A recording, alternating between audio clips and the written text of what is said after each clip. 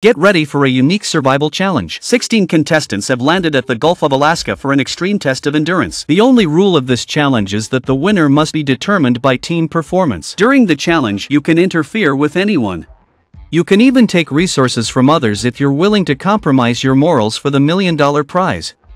This tests not just survival skills but also human nature. How would you handle it? There are only two ways to exit the challenge: either signal for withdrawal or be medically evacuated due to injury. The production team will airdrop supplies, but getting them is up to your skills. This challenge isn't just about surviving hunger. You must watch out for nature's hazards and monitor other teams. Even your own teammates could turn on you. I guarantee that if the cameramen weren't there, the contestants might end up hunting each other. Let's see which wilderness experts have come to participate. The 16 contestants are now on their way to the Gulf of Alaska. They haven't met before and can't interact beforehand. They can only gauge each other by watching. Few have been to Alaska and know its perils. Most are new to this environment. They may not know each other well yet, but one thing is clear: everyone is determined to win. The contestants have reached the destination and are set to begin. First, 4 contestants with axes will be team captains. They alternate picking team members, relying solely on looks and brief questions since they know little about the others. Drake claims he's strong and hardworking, skilled in both hunting and fishing. Drew picks Drake right away, focusing solely on his build and knowing he'll be an asset. Plus, they both have names starting with D, so they must be kindred spirits. The second pick is Julio, who wants a teammate skilled in hunting. Tanya simply states that she's strong and easy to get along with, which is useless information. No one cares about that. It would be more useful to mention her skills. Then they ask about Bree, who has 6 years of military experience. He's skilled in fishing and hunting, so Julio quickly chooses Bree for his team. Comparisons can sting, as Brendan notes. He's a straightforward hunter who never plots against others. Eric appreciates this kind of honest and seemingly easy-to-influence person. By 11 o'clock, everything on the boat is rainproof. This straightforward team needs someone like me. I'm sure we can work well together. Brendan looks reliable, and Zach regrets not picking him earlier. Now, he just picks whoever's left. Joseph claims to be a peace lover, making him a solid pick. Bayardo, a professional hunter, is quite sought after. Zach immediately picks him for the team. Sammy has over 10 years of primitive survival experience, and Drew knows he's a talent. Julio picks a female contestant next. Megan is good at building and seems quite humorous. She likes the idea of a mixed-gender team. Tina knows about edible wild foods and fishing. She's also a model, which is easy on the eyes. Eric thinks she's a great addition. Trey seems a bit frivolous but knows survival skills. Zach picks him last, leaving the remaining contestants in an awkward spot, as Emily notes. I've had professional wilderness training and know all the Alaskan flora. Drew likes people with such skills. Joey's a construction worker with solid survival skills. Julio wants a strong partner like him. Joseph feels terrible seeing only him and Tanya left. He doesn't think he looks like a weakling. Eric picks Joseph first, leaving Tanya to join Zach's team. He says he just doesn't want to come off too strong. He'll show his true strength later. The 16 contestants have successfully formed their teams. Which team do you think looks stronger? Let's watch their performance. With a few hours left before dark, the contestants need to hurry and build shelters. Interestingly, Alpha and Bravo are on one side, while Charlie and Delta are on the other, each facing unique challenges. There are bears and wolves nearby. Surviving here won't be easy. The show provides each team with a small cabin, 2 waterproof tarps, 8 bows, a fire starter, paracord, a knife, a small pot, a flashlight, binoculars, plus 2 blankets and 2 cans of water. The signal flare is the least desirable item. How long could you survive with this gear? Let's start with Team Alpha, who are already arguing over where to set up camp. This side of the island is flat, but it gets trapped during high tide, only useful for fishing. Zach loves being the leader and guiding his teammates. He's a tough guy who's fought in the octagon. Disobey him and you'll face his fists. Just arriving, he spots a squirrel. If he weren't busy setting up camp, Zach would have caught it for dinner. He prefers a simple camp location. It just needs to be flat, spacious, and sunny, but such spots are rare. Tanya isn't fond of Zach. He's always telling others what to do. Bayardo thinks he's just picking people, not really leading. He just wants to avoid any awkwardness on the first day. For now, they'll set up a basic camp and plan to build a larger shelter later. Meanwhile, the neighbors in Bravo are more harmonious. They're all thinking of building near the cliff, and everyone agrees on this spot. Drew wants to bond with his team through conversation, while Emily suggests keeping things simple for tonight. They can gradually improve it into a cabin later. She's professionally trained and can offer unique advice to the team. She hopes everyone can express their ideas well so the team can make it to the end together. Sammy has always survived alone in the wild. He's not used to showing himself in a team. Everyone decides to gather wood and start building. Sometimes they make some off-color jokes. Even if it feels a bit childish, they truly enjoy the team vibe.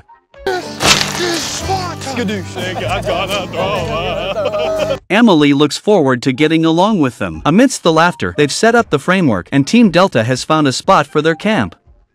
Eric, an experienced cook, loves this place with its abundance of delicious foods.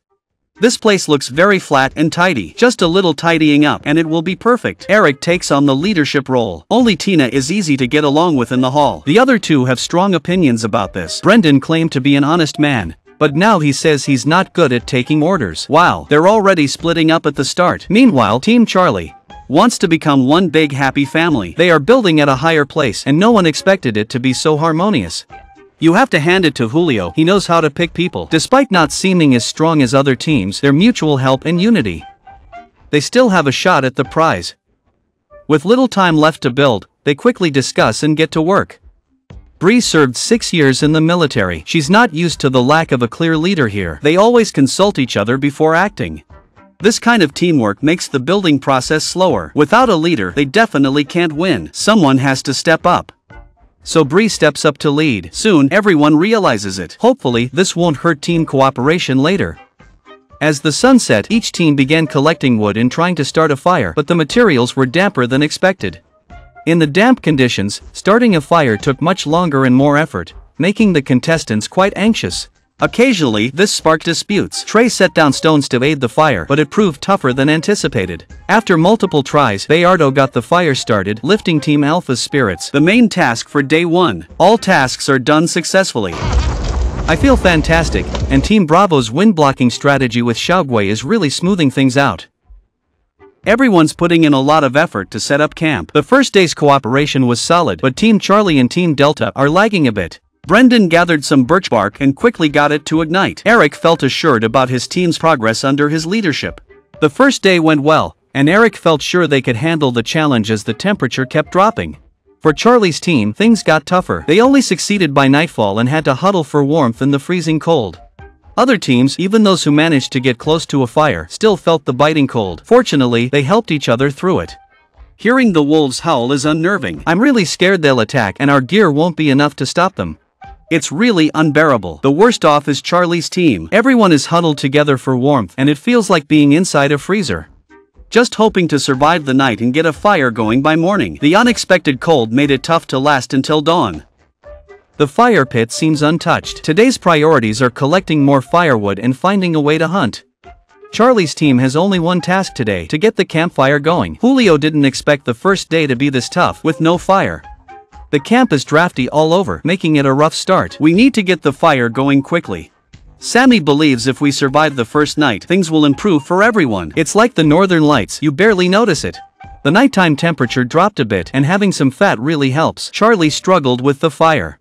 We spotted a squirrel, but hopefully it won't run off before we assemble the bow. Julio didn't expect. He was skilled at hunting but struggled with bow assembly and doubted he could hit the squirrel. His teammates were stunned. Ultimately, Joey had to reluctantly figure out how to assemble it. With fire and shelter secured, Delta team needed to find fresh water. They grabbed a pot and kettle to search nearby. Luckily, they found fresh deer droppings, which would surely lead them to water. If they were lucky, they might even find a deer. Sure enough, they soon heard running water nearby. Despite the cold weather, Lantern felt a bit hot. Joseph felt like a furnace. The two got along very well. They soon located the water source, but it was over 2 kilometers from camp. Making this trip daily, it would consume a lot of energy. They needed to find a way to store more water. Alpha team had their basic needs sorted out. They started thinking about how to contact their neighbors. The 4 of them went to the shore to observe the other side. This was a no-rules survival game. If the show crew weren't watching, worse things might happen. Zach carefully looked for where the neighbors were. He soon spotted Bravo team. They hadn't anticipated anyone searching for other contestants this early on. Zach saw it as a promising beginning, believing alliances could help them survive. However, there were also contestants like Bayardo who preferred eliminating others. He was all for making the game more intense. Alpha team talked about approaching the others, maybe bringing some food as a peace offering. Would things really go as smoothly as they said? Brendan finally brought water back to the camp, exhausted. He didn't want to do anything now. Joseph asked Eric if there were any more pots in the camp. The worst thing happened. They accidentally left the pot behind. If they were certain it was there, they could retrieve it later. The issue was Brendan wasn't very confident. This unsettled Eric, so he quickly approached the brothers, seeking an explanation. He initially suggested they retrieve it together, but they claimed exhaustion and wanted to sleep. They said they would deal with it tomorrow. This attitude made Eric very angry. How did he end up with these two? Was it too late to change teammates? They assured him not to worry, they'd definitely find it tomorrow. Joseph felt he wasn't the problem. Eric's words were really hurtful. He was very resistant to such unfriendliness. Good grief, losing the pot. Blaming teammates for criticism, it really shows how diverse the world is. The challenge reached the third day. Unexpectedly, the temperature plummeted for Bravo team. Fortunately, the camp stayed dry, and Brendan's team managed to catch a squirrel for food. Although it was small, everyone was quite pleased with it. No one expected that by the fourth day. Charlie's team was still having a tough time with daily life, and their morale kept dropping, while others had already begun foraging by the shore. They might have a fishy odor, but it's better than going hungry. Zach, from the previous team, was confident in his archery skills. However, he hadn't caught any game yet, so his teammates struggled to see him as their leader. By the fifth day of the challenge, the Alpha team kept working through the rain, feeling Zach, the professional archer, was somewhat inadequate. He kept bragging about how much he had hunted, but hadn't even caught a squirrel. Beidou had completely lost patience with Zach. It was time to show his own skills. Although he wasn't very good with a bow, he mostly relied on traps to get food. Even so, he felt he needed to think a lot, carefully observing and looking for squirrels. Soon, he spotted one in a tree. Beidou quickly switched to hunting mode, grabbed his bow, and crept toward the squirrel. With a single shot, he hit it perfectly. Zach didn't expect Beidou to hunt successfully. Choosing him as a teammate was indeed the right decision. Zach didn't think Beidou was very skilled, just a bit luckier than himself. Anyway, they should enjoy this meal. Beidou was now quite inflated with pride. Thinking he was the real leader of the team and looking down on Zach, it tasted like chicken. If only they could get a few more. By the sixth day of the challenge, the rain intensified. Zach intended to visit the Bravo team once the tide went down, hoping to form an alliance. Trey feared the other team might steal from them, so someone needed to stay in guard. After discussing, they agreed that Zach and Beidou would go. Beidou, however, wasn't keen on the plan, preferring his own methods for the challenge. Of course, he couldn't reveal himself yet, so Beidou kept flattering Zach, saying the alliance was a great idea. Zach remained oblivious and focused on how to smoothly form the alliance, believing it was best for the team. The Bravo team had just woken up, everyone feeling sore and stiff. The most important thing was to find food. Drake decides to get water, but only mushrooms are edible for now. Suddenly, they hear Zach's voice, surprising everyone. Beidou isn't kind to others. He pretends to bring food as a friendly gesture, but when everyone focuses on Zach, he sneaks around and takes the cans and pots. Bravo team just watches Beidou, completely shocked. They didn't see this coming. What a move! If the crew wasn't there, Sammy might have attacked with an axe. Zach shouts, "Hey man, I'm still here." Beidou remarks that this is the essence of survival. He's eager to see their response. Let's wait and see. I don't know who said there were abundant food resources in the wild. After coming here, I realized there's only small crabs and clams to eat. No matter how much we stockpile, it doesn't fill us up. Only when we get some meat does our stomach feel a bit better. But we need at least 3 squirrels a day. So, is there really a feast here? On the 5th day of the challenge, Zach didn't expect Beidou to betray him. What happened to getting along well? They almost beat Zach up, but luckily he brought squirrel meat to show goodwill. Bravo was furious, and Beidou didn't realize his mistake. He kept insisting that this was the real essence of the challenge. Knowing he couldn't match Drake in a fight, he worried Drake might resort to violence. Drake was surprised by the situation. Beidou believed having more jars for cooking or storing water was beneficial. Zach didn't want to argue and hurried back to camp to tell his teammates that Beidou needed to be voted out. When they saw Zach return alone, they sensed something was wrong. They didn't expect Beidou to act this way. The challenge had just begun, and they were already clashing with their neighbors. Conflict with neighbors is never good, and they had to stay alert for attacks. Team Bravo had already planned to destroy Team Alpha's camp. Drake showing up unarmed was his way of respecting the producers. Zach wanted everyone to unite against Beidou to ensure their survival. Seeing the serious faces around him, Beidou felt he was just doing what everyone else wanted. Tanya preferred avoiding conflicts, while Trey thought they should form an alliance first and deal with Beidou later. Beidou acted too hastily. He wanted to argue but panicked when he saw Drake approaching. Panicked, with so much to do at the camp, there's no time for a fight. Trey decides to return the items immediately. Beidou is both incompetent and playful. He chickens out when others approach. Trey despises Beidou and hopes Drake won't beat him up. Despite the distance, Trey shouts for calm, saying he's just returning the items. Seeing Drake's fierce expression, Trey apologizes while backing away. Drew also wants to avoid escalating the conflict. If it happens again, they won't be as lenient.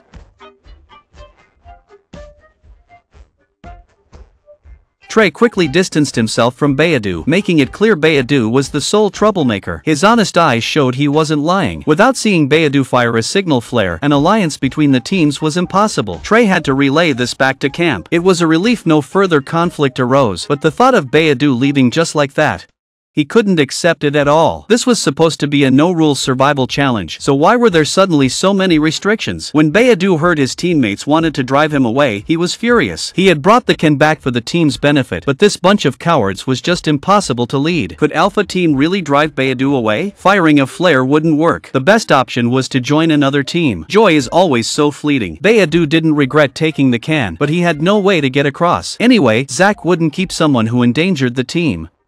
Stay behind. Bravo Team and Alpha Team kept an eye on Beidou. In the end, he chose to fire the flare. He really didn't want to continue this challenge.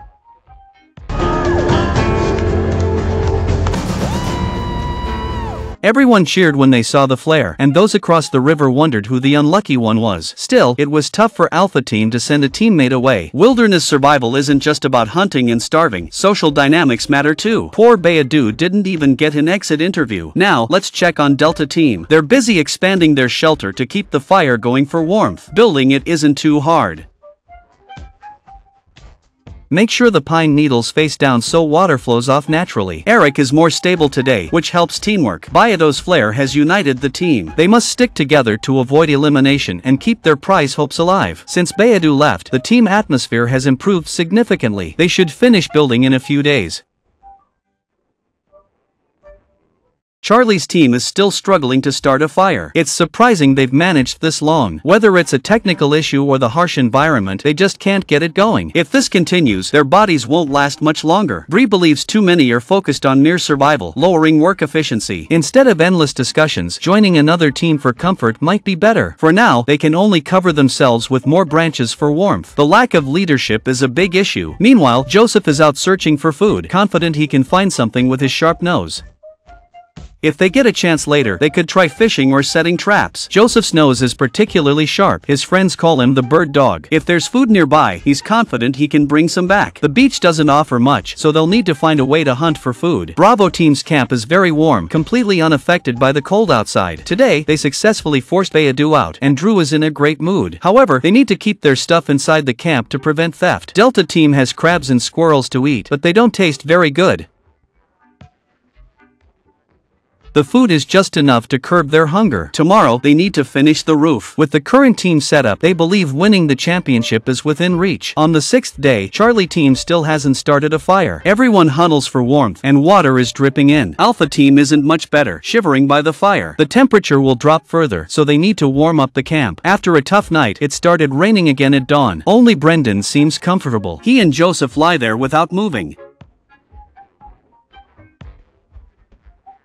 Eric wants the brothers to change their clothes because the smell was unbearable last night, but they don't mind it. The team is getting along much better now. Tina thinks if they keep this up, they'll make it to the end. Father hears squirrels and plans to hunt more for their meal. Brendan will teach everyone to make scissor traps to catch squirrels. The main challenge is getting the balance right. As a professional hunter, Brendan is determined to catch them. He stepped out and immediately shot one.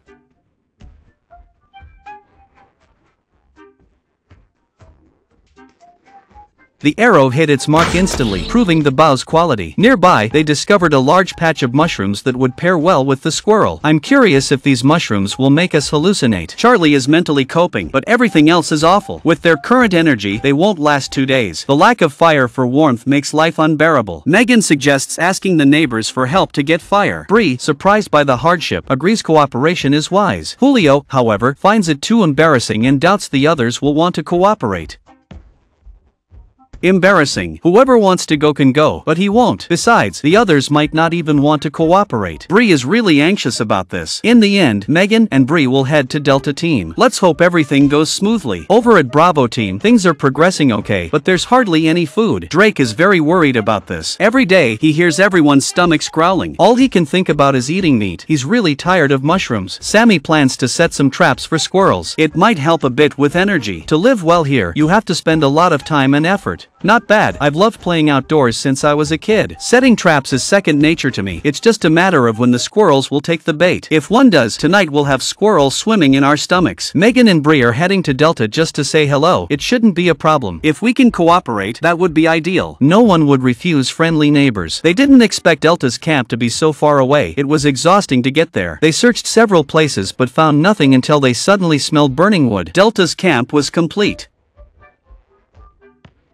They didn't expect visitors and were busy improving their camp. When Megan and Bree arrived, they were really startled. Eric hates having his plans disrupted, but he couldn't help but smile when he saw it was the girls. Their camp was doing well, so he didn't interfere with others. Megan immediately showed her goodwill, constantly praising Eric for leading his team so well. He didn't show much reaction on the surface, but inside, he was thrilled. Eric mentioned they had even eaten squirrel.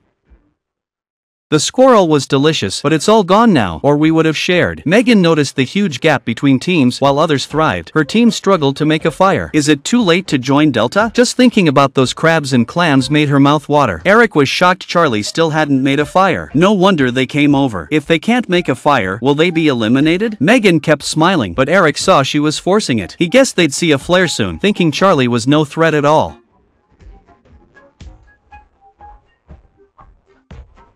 After leaving the Delta Team camp, Megan felt her own team was really terrible. It's true that you don't realize how bad things are until you compare. Bree thought it would have been better if she hadn't been chosen. If they can't get the fire going, many things won't be able to proceed. It's time to think more about herself. Trusting that the teammate situation in the Delta Team is hard to accept. Hopefully, this won't affect the upcoming challenges. We are not going to let this whole thing hurt us. On the 7th day of the challenge, the Alpha Team started working early, but the only food they had was one.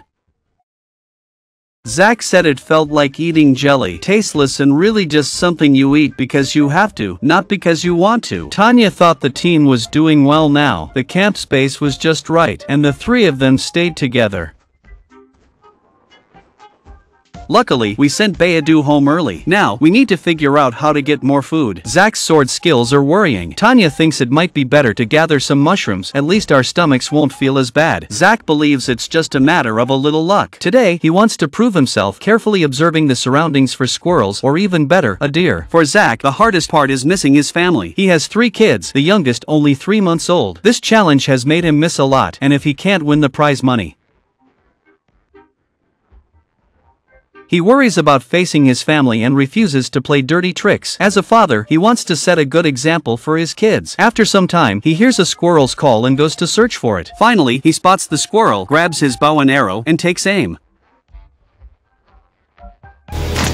Zach quickly returned with the squirrel, lifting the team's spirits. If they could catch a few more, he was sure they could advance in the challenge and savor this treat. Tanya wanted to keep the momentum and aim for the championship. Meanwhile, Charlie's team grew more anxious about their survival after learning about their neighbors. Megan tried to set up a fire pit like their neighbors, but the materials were too damp. Joey thought about joining Delta's team, as they always seemed close to success.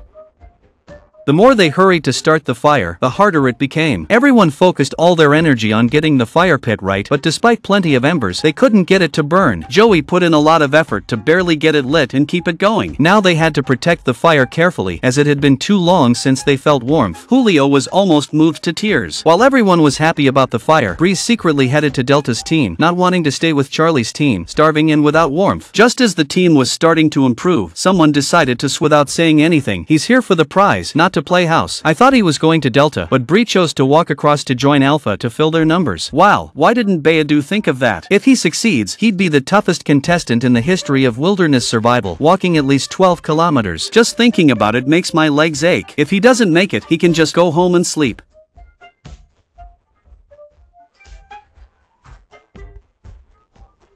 Bravo team mainly relies on small crabs from the shore, but no matter how many they eat, they can't fill their stomachs. They hope to find better food. Emily isn't too fond of these crabs, and they don't satisfy everyone's hunger. Salmon's trap worked and caught a small mouse. In the wilderness, this kind of snack is quite popular. For people, sharing it barely fills a gap in their teeth, but they still make sure to cook it well. They enjoy sitting together to eat, and they like the atmosphere. Charlie team noticed Bree was missing and thought something might have happened to him, so they searched everywhere.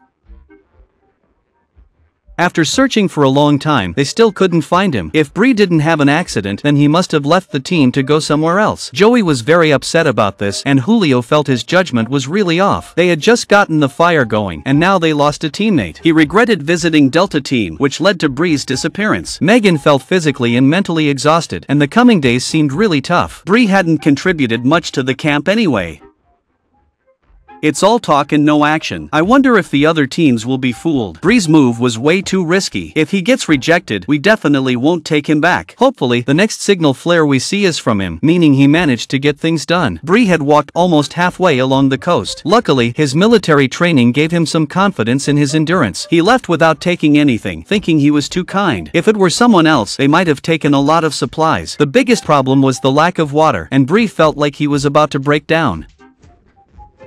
Suddenly, he hears running water, as if nature itself is lending a hand. Drinking wild water is risky, but he has no choice. Surprisingly, it tastes sweet. Is Bree always this busy? It's getting dark, and time is running out. He plans to visit the Bravo team first, and has thought about how to ask them to take him in. The first person he meets is Sammy, who is shocked someone made it from the other side. Bree didn't expect such kindness. They gave him water right away.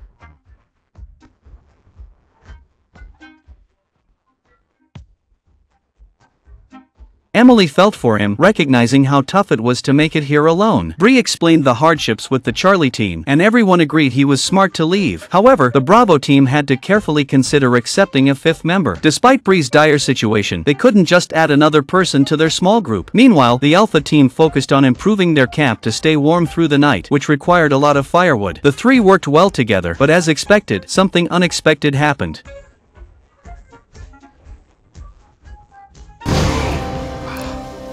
I wonder what will happen next. Let's wait and see together. Wow, no one expected this challenge to be so intense. In just a few days, 3 more people are dropping out. The other contestants cheer from the sidelines daily. Some even extracted sea salt to spice up 3 squirrel snacks. Celebrating getting closer to the prize. Is this what they mean by all roads lead to Rome, but some folks just start in Rome? I bet everyone wants to team up with them. By the 8th day of the challenge, Team Alpha was doing okay, having pushed Bayadu back. But then Zach fell and hurt his back. Things aren't looking good. He can barely manage to wash up. If Yona doesn't get better soon, the show might force her to quit. Zach's worst fear has come true. Every time Yona moves, it looks really painful. The teammates are suffering too, even Zach, the pro octagon fighter. Zach's back injury is really painful. Trey feels like he's halfway to being eliminated. If Zach quits, Trey might need to join another team. Meanwhile, Bree is waiting for a response from Team Bravo. If he can't join them, he'll have to go home and call it a night. If Team Bravo plays dirty, they could drag it out and get Bree eliminated. Drew doesn't want to split the prize 5 ways, but Emily thinks Bree could help the team if he joins. Sammy also doesn't want to increase the team size, no matter how good Bree is. Drake silently nods in agreement. The result is clear, they reject Bree's inclusion. Emily feels exhausted. If she faces another decision like this, she won't have any say at all. She suddenly thinks about forming a 5th team with Bree. Drew tries to comfort Emily, saying if Bree joins Team Alpha, they can visit him every day. As the sun is about to set, Emily is still dragging it out. Instead of convincing her team, she should just tell Bree to join Team Alpha. That Emily wanted a female teammate. Now, they suddenly say the team doesn't need anyone. Bree is about to explode with anger. Emily is still trying to persuade Drew. If this drags on, Bree might not get it sorted before dark. The only good news is that Team Bravo lets Bree stay overnight. Bree's mood instantly improves. At least tonight, he won't wake up cold. He finds everyone pretty kind. This team shuffle is quicker than a soap opera. Not sure if he can easily join a new team tomorrow. Emily kindly showed Bree the ropes, boosting his confidence. With Bayardo leaving Alpha team and Zach's back injury, Bree still has a good chance to join. Then suddenly, Alpha team fired a flare. Everyone was curious about which unlucky person had to leave. Alpha team seems jinxed. It's only been a few days and another person has to go. Team Charlie guessed Bree fired the flare. They assumed he got the boot and had to go. Who else would leave Alpha team? Surely not the mighty Zach, right? Turns out they were spot on. Zach had to bow out because his old back gave out. The production team literally had to carry him off. The remaining teammates felt worse than Zach. It seemed like Alpha team was doomed, with no hope of winning. Zach felt really let down by himself. Still, he could at least leave a message when he left. But thinking about Bayardo, now that was truly heartbreaking. Zach doubted the team would hold up much longer. He hoped they'd all meet up in the hospital soon, so he'd go check it out first. Not sure if the production would cover the costs. Bree thought joining now was just delaying the inevitable, but he had no other choice. Suddenly, they heard cheers. There's a trap. Go baby. That had to be Team Charlie, thinking Bree was out. They were pumped. Team Delta, clueless about Bree's exit. So they were really irritated by the neighbors' cheers. Nobody expected much from Alpha team. Trey decided to embrace the dark side. Yep, darker than his own face. Who knows what dirty tricks Trey would pull next. Meanwhile, Brendan was busy chopping wood.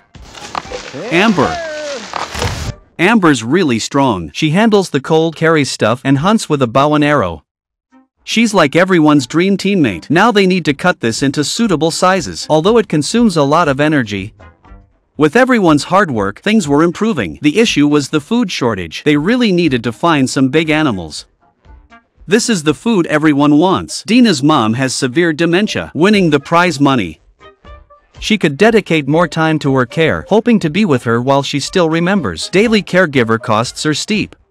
She's thankful for everyone's support in letting her join the challenge. Meanwhile, Eric's just lounging around and being lazy. This makes them a bit angry. Why is everyone working while he's just lying there? So, Brendan really doesn't like him. Joseph thinks Eric is too arrogant. If you can't solve the problem, then get rid of the person causing it. If Brendan didn't chop wood daily, no one would have a warm night. This new lifestyle is clearly working well. But Eric keeps doing things his way, messing everything up. He won't let anyone act independently and always acts superior. Just let Brendan handle the hunting. Joseph now wants to do what Alpha Team did and kick Eric out of the team. Only then can they finish the challenge. Meanwhile, Team Charlie, with their fire going, is right on track. They'll sleep well tonight, still celebrating Bree's exit. Megan thinks he had it coming. He didn't trust his team one bit.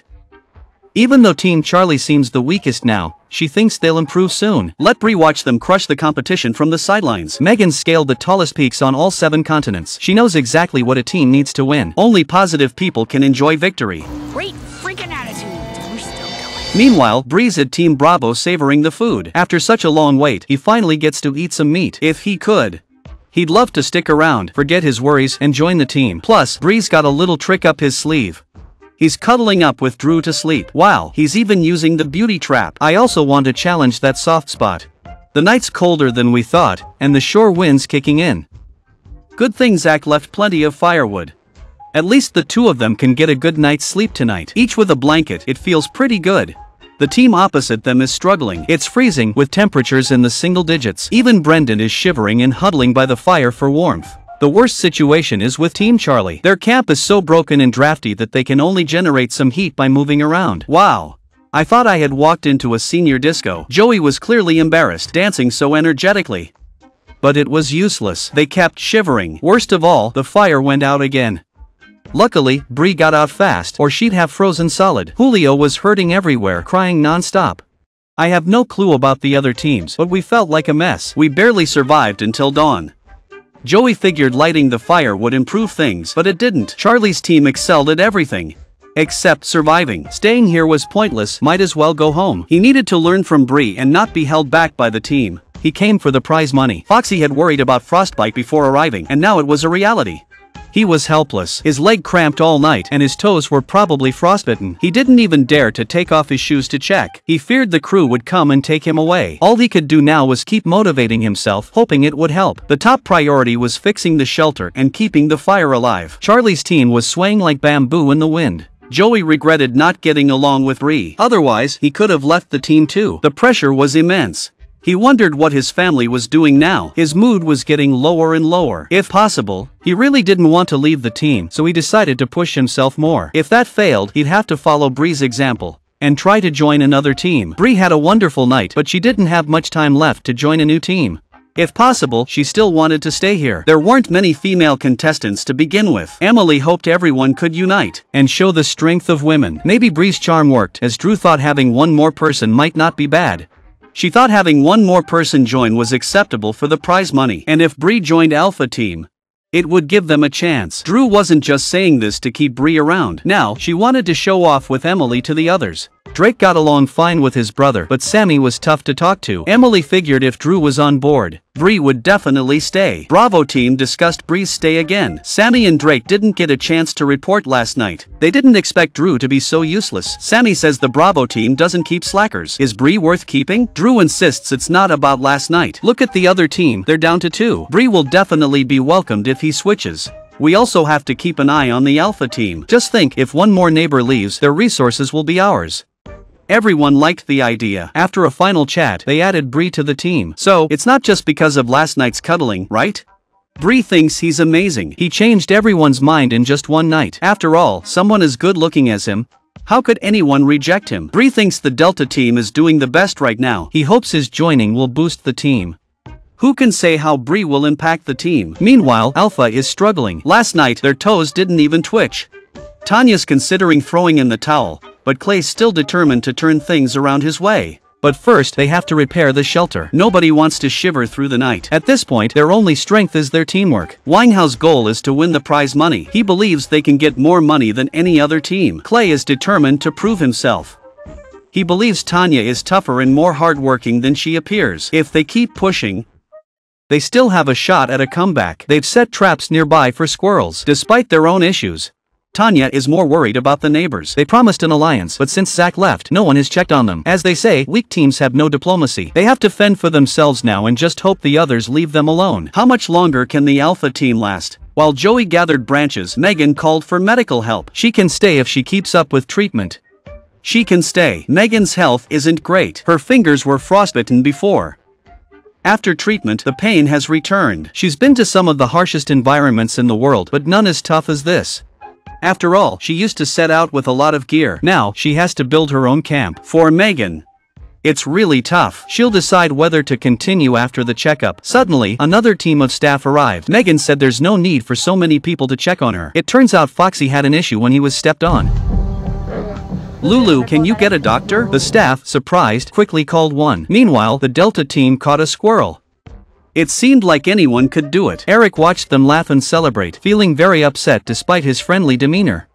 Why didn't anyone ask him to join in? As Joseph handled the squirrel, he couldn't help but tease someone for being lazy and sleeping.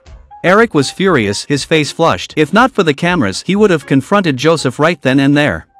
Now he had to pretend nothing happened and greet everyone. He decided to make some sea salt to show how capable he was. The shore seawater was filthy and needed filtering, so he sacrificed his wool shirt. Despite being a good team leader, Eric felt unappreciated and found the team hard to manage. Once he collected the water, he began boiling it. After much boiling, he finally produced some sea salt. It seemed simple, but it was quite challenging. Eric eagerly awaited praise for his sea salt. Despite the conflicts, as long as he contributed to the team, Joseph thought it was tolerable. Julio's condition wasn't as severe as they feared, so he didn't need to leave the show. After a doctor's checkup and some advice, Julio chose to stay in the challenge. He felt he could hold on a bit longer, despite the lack of food and water. If Julio's condition didn't improve, he might really need to be carried out next time. Charlie wasn't optimistic about the situation. Julio was ready to quit at any moment, and Megan's health wasn't great either. Joey felt incredibly unlucky, with teammates all thinking about leaving. She considered looking for another team to join. Megan had little chance of continuing. All the pressure was on Joey now, hoping she could find a new team to keep going. Joey didn't know what to say. Everything was the worst possible arrangement. She said there was no script for this challenge. Otherwise, who would write this? Drew saw someone from Charlie's team by the shore, maybe about to send a signal flare. Wow, Charlie's team might be splitting up. The fun they had last night was now turning into a headache. Joey saw everyone leaving. If Carrie didn't need the prize money so badly, she would have wanted out too. The other contestants were thrilled to hear the signal flare, especially Trey. Yesterday, Charlie's team cheered the loudest when Zach quit. Now, he just needs to stay in camp. He thinks someone will want to join them. He's glad he came here earlier, otherwise he'd be suffering with them. He might have even given up. At first, he felt a bit guilty, but now he doesn't feel that way. He thinks only Joey is left there. Bree believes Joey has little leverage and that only the Alpha team might take him in. Joey, carrying an axe, approaches other teams. He doesn't want to be forced out like this. Do you think Joey will successfully join a new team? Let's wait and see. Some people hurt animals just to dig up frogs, while others just stroll along the shore and find big fish. This fish is much bigger than my roast goose leg. He thought he could stash it in the grass for later. But aren't there bears around here? Aren't you worried a bear might find it and eat it? That's why I go for snail and starfish soup. See, the leg's still moving. You can tell how fresh the ingredients are, right? Anyone want to come over and try it? Let's first check on the Delta team. Joey came to the Delta team hoping to join them so he could continue the challenge. They're likely the top team at the moment. Eric, curious about Charlie's fate, quickly invited Joey for some gossip. Joey has to grab this chance or he'll end up trying his luck across the river like Bree. Let's see how he sells himself. Joey thinks Bree's sudden departure caused the Charlie team to fall apart.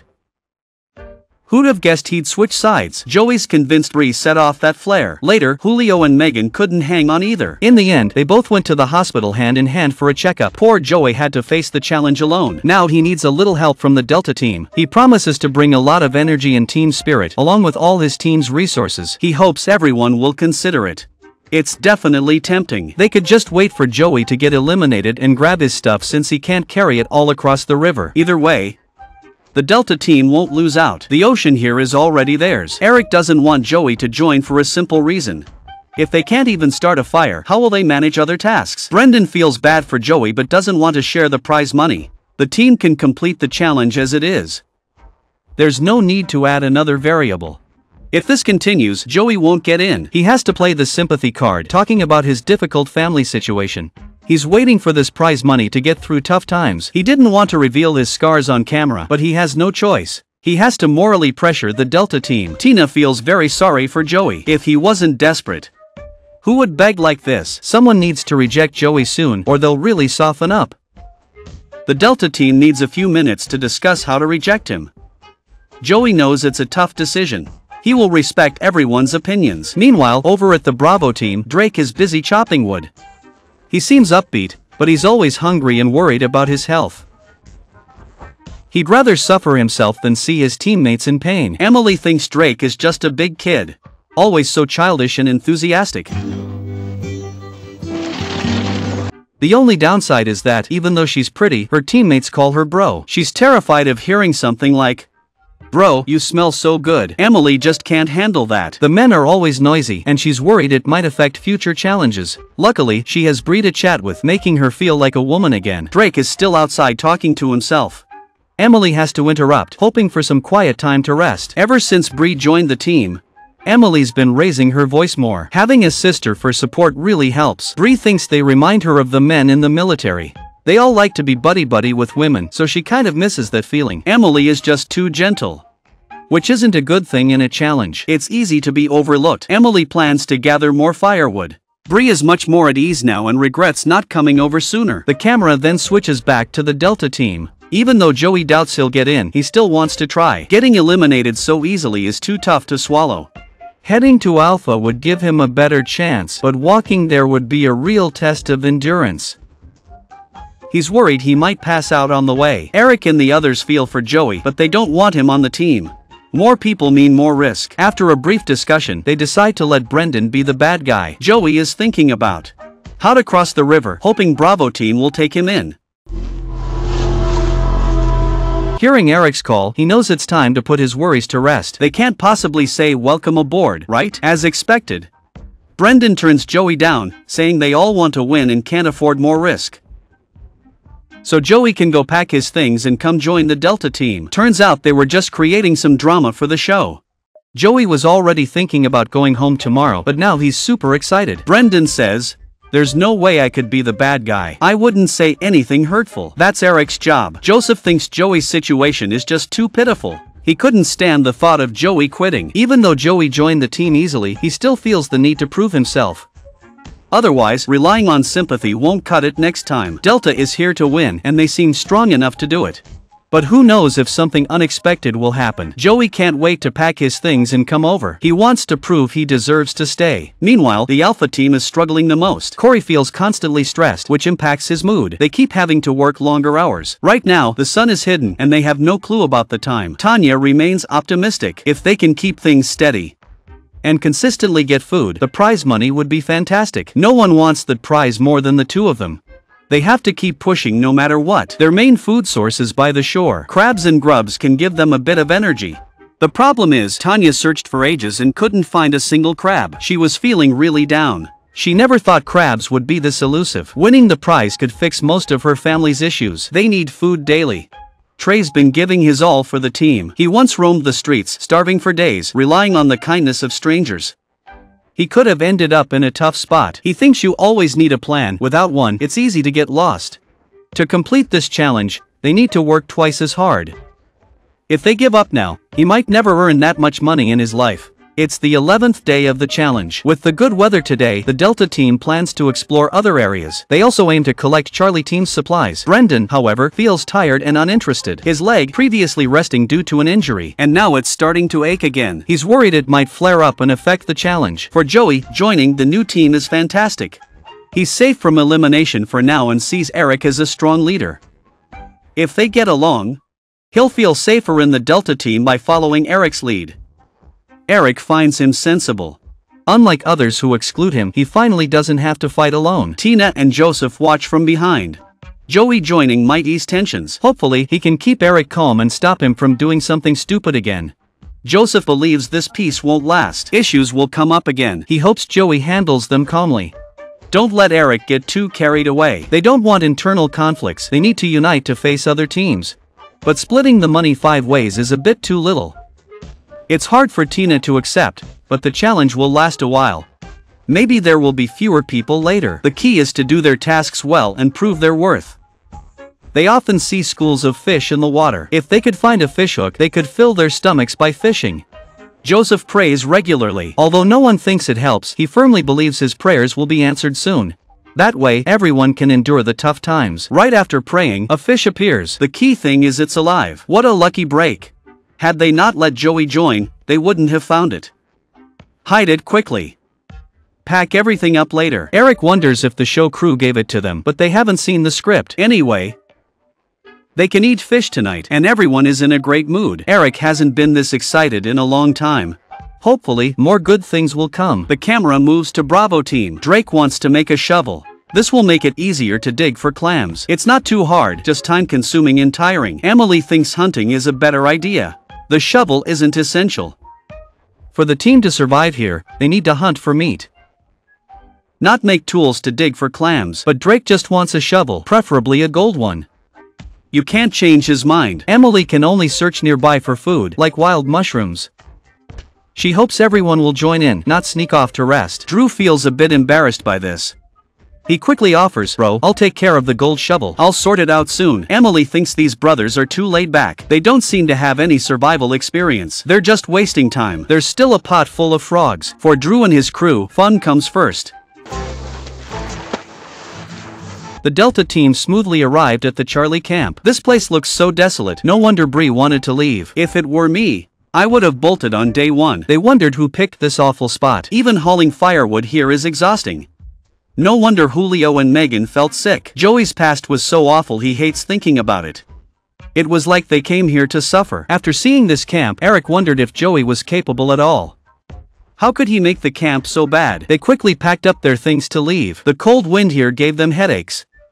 The tide receded faster than expected. Without any markers, it's even harder to find where the fish are now. While everyone pondered the fish's location, Eric was sure it was in the bay ahead, so they searched there. The issue was they came up empty after scouring the area. Was the fish they nearly caught slipping away? Joseph and Tina blamed Eric and Joey's fault. How could they not have any markers? Now is not the time for blame. Eric didn't want team conflicts to escalate. He could only claim the birds ate it, not that they forgot where the fish was hidden. Would anyone buy that? Meanwhile, the Bravo team was far from optimistic. The only food they had were snails and starfish, leaving Tanya speechless. Trey suggested adding salad dressing. And eating them raw wouldn't be the worst. Tanya told him to quit talking about it. She'd eat it. Just stop saying how great it is. If she threw up, Trey would lose his teammate for sure. Tanya chewed and swallowed slowly, battling the nausea. Now, just the two of them were left to tackle a mountain of tasks, and their bodies were barely holding up. The fire needed constant tending. Trey seemed to be in decent shape, but Tanya looked a bit worn out. He feared he might hold the team back and get them all sent home. For now, he just kept eating bowl after bowl of chicken soup, trying to ignore that annoying growling. After this, he'd definitely have Trey over. Despite knowing each other for just a couple of weeks, they felt like siblings. They treasured these tough times. No one could guarantee smooth sailing. Trey wanted to go hunting to make things a bit easier for them. Meanwhile, the Delta team kept searching for the fish, finally finding it in a corner after nearly 2 hours. So how could this have been eaten by birds? The fish still smells very fresh. Eric, the old cook, says there's no problem at all. Just hang tight for tonight's feast. Waiting for the gear is dull. Who knew it would take this long? Just as we were getting comfortable, Eric pulled a fish from his pocket. He never would have guessed the fish came from the shore. It's like giving them a prize on a silver platter. He can't wait to taste it. Meanwhile, over at Bravo, Drew plans to take Drake hunting. They hope to find something different to eat. This way, everyone can regain some energy. Everything is ready, just waiting to see which unfortunate critter they come across. Squirrels are nearby, so with some effort, they should find food. Initially, they were thrilled to see something, but then they turned and saw a bear. Oh boy, it came to stir up trouble at the camp. It was only a bear cub, but he feared its parents were close. Still, the cub alone could feed them for days. Drake was terrified, tears running down his face. Hunting was off the table, so they headed back to camp with the news. They'll need to be more cautious next time. Emily first thought it was a prank, catching a bear. It could feed everyone for a week, but they feared nighttime bear attacks. Meanwhile, Delta team was already feasting. The fish was perfectly grilled, and it tasted just like grilled fish. Joey joined the new team, enjoying meat and a warm fire. Forget about Charlie team. He didn't know them at all. Last night, he even dreamed of serving Eric coffee. Joey sure knows how to be sweet. Joey made Eric so happy he blushed. Now, whenever there's something to do, Joey volunteers. Joseph is very disdainful of Joey's behavior. Following Eric won't lead to success. The key is to rely on your own abilities. Tina regrets letting Joey join. His submissive behavior is like a little follower. Only Eric is enjoying it. On the 14th day of the challenge, the tide had receded significantly. This was their chance to gather food. Emily and Bree randomly picked a spot and tried to dig clams with a shovel. The outcome was awful. They nearly injured their backs. The shovel was useless. Bree found it easier to dig by hand. Emily had to stop Drew and Drake from goofing off. She needed to take charge and guide the team. Bree believed Emily would be a far better leader. At least their survival strategy is solid. Meanwhile, Delta team is busy digging for clams in any hole they find. Joey might not know much, but with Eric's guidance, he should be able to manage on his own soon. Brendan thinks Eric is just showing off. Why is digging for clams such a big deal? Brendan hates their constant one-upmanship. The funniest part is Joey hurting his hand while digging. Joey's just a burden on the team. He heads back to clean his wound, fearing the others might vote him out. He hopes Eric will back him up. Joey, trying to clean his hand, dunks it in the water jug. Unbelievable. That's their drinking water. How can the others not be grossed out? Eric is completely exasperated. Even if Joey tries to impress him daily, he can't be this unreliable. Alpha team has no food problems. Tanya is feeling absolutely terrible. He's never felt this bad before. It must be something he ate. He keeps running outside to vomit, but it doesn't help. He only feels a bit better when lying down. Trey is at a loss. All Trey can do is keep Tanya warm. But on the 15th morning, she suddenly feels extremely unwell. He tells Trey to call a doctor immediately. No one expected Tanya to lose consciousness so suddenly. Who knows what will happen next? Let's wait and see.